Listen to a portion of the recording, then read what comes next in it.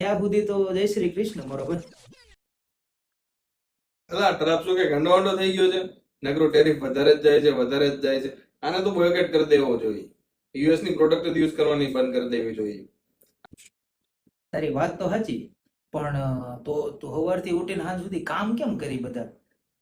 Instagram, Google, Microsoft આ બધા વગર હાલશે તારે આખા દિવસમાં? હે? હા તો એમાં શું થઈ ગયું ને? આપણે બી બનાવી લેશું ચાઇનાની જેમ. તને લાગે છે કે આ બધું બનાવવા માટે આપણી એજ્યુકેશન સિસ્ટમ ઇનફ છે? આપણે ઇનફ ટ્રેન થયા છે? હે? અને તું વાત કરશે ને ચાઇનાની, તો ચાઇનામાં છે ને બાળક નાનું હોય ને, જ્યારે એનો કરિયરની શરૂઆત કરતું હોય તઈ જ તેને ટેક, કાર્પેન્ટરી, મિકેનિક્સ આ બધાના સિસ્ટમ ફંડામેન્ટલ સમજાવવામાં આવે છે. અને આપણે અહીંયા મુગલ ભારત કેદી આવ્યા હતા?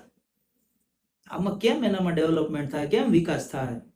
આપણે અહીંયા કોલેજમાં છોકરો આવે ને એટલે યુવા નેતા, ફલાણા મોરચાનો પ્રમુખ, અને ન્યા છોકરા શું વાતું કરે કે ચેટ જીપીટી નું સસ્તામાં સસ્તું વર્ઝન કઈ રીતે બનાવવું, કે ચેટ જીપીટી જેવી જાયન્ટને ટક્કર આપી શકાય. જ્યારે આપણે અહીંયા છોકરીઓ સવારે ઉઠીને એક જ પ્રશ્ન, હું કેવી લાગે, હું શું પહેરું તો કેવી લાગીશ. ત્યારે ન્યા છોકરીઓ છે ને એસ્ટ્રોનોટ અને ઇકોનોમિક્સની વાતો કરતી હોય. સમજો? તો બોયકોટની વાતો તો હજી બહુ દૂરની વાત છે મારો ભાઈ. આ બધું બનાવવા માટે પહેલા તો મૂળમાં કામ કરવું જોઈએ. એજ્યુકેશન સિસ્ટમ છે ને મૂળથી સાફ કરવી જોઈએ.